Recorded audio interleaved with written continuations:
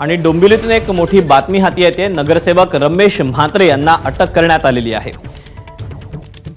Doctor आणि नर्सला मारहाण केल्याप्रकरणी, त्यांना शिवीगाळ केल्याप्रकरणी रमेश म्हात्रेंवर सर्वत्र चहूबाजूंनी टीका होत होती। यासोबतच डॉक्टर आणि नर्सेसनी देखील आम्ही काम बंद आंदोलन पुकारू असा देखील इशारा दिलेला होता। आणि हे सगळं जे प्रकरण आहे, हा जो सगळा मुद्दा आहे, तो विधान भवनामध्ये देखील आज गाजलेला होता।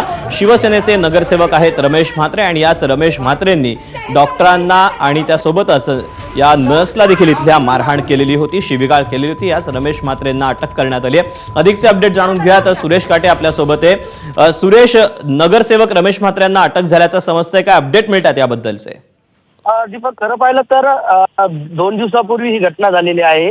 महिला डॉक्टर आणि नर्स यांना मारहाण करण्यात आल्याची घटना घडलेली आहे। त्यानंतर आज राजकीय मंडळी जे आहेत की आमदार रोहित पवार जे आहेत, त्यांनी या ठिकाणी शास्त्रीनगर रुग्णालयामध्ये भेट दिली। त्यानंतर आदित्य ठाकरे देखील या ठिकाणी भेटलेले आहेत। मात्र रोहित पवार यांनी पोलिसांना धारेवरती धरलं होतं की जोपर्यंत संध्याकाळपर्यंत जर रमेश म्हात्रे यांना जर अटक झाली नाही तर आम्ही आंदोलन करू।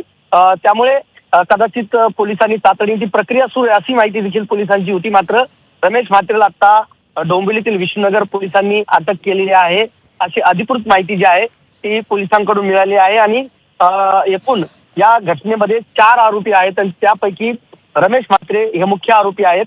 त्यांनी 2 दिवसापूर्वीच सीसीटीव्ही मध्ये हे सगळं प्रकार जो आहे तो कैद झालेला आहे। महिला डॉक्टर असतील, नर्स असतील, शिवीगाळ करत मारहाण केल्याची धक्कादायक घटना घडलेली आहे आणि या अनुषंगाने पोलिसांनी ही मोठी कारवाई केलेली आहे। पूर्ण प्रक्रिया जी आहे ती पोलीस कालपासून राबवत होते जसा गुन्हा दाखल झाला, कारण की ते नगरसेवक आहेत, त्यांना अटक करण्याची काय प्रक्रिया आहे किंवा काय त्याबद्दलची कायदेशीर बाबी आहे त्या सगळ्या पडतून आज खरं पाहिलं तर काही वेळापूर्वीच रमेश म्हात्रे यांना डोंबिवलीतल्या विष्णुनगर पोलिसांनी अटक केलेली आहे। आता पुढे नेमकं काय होतं, कारण की डॉक्टर कायदा जो ऍक्ट जो आहे त्यानुसार मेडिकल ऍक्ट नुसार गुन्हा दाखल झालेला आहे। त्यामुळे या गुन्ह्यामध्ये आता रमेश म्हात्रे असतील किंवा त्यांच्यासोबत असणारे जे 3 ते 4 आरोपी जे आहेत त्यांना अजामीनपात्र गुन्हा आहे हा।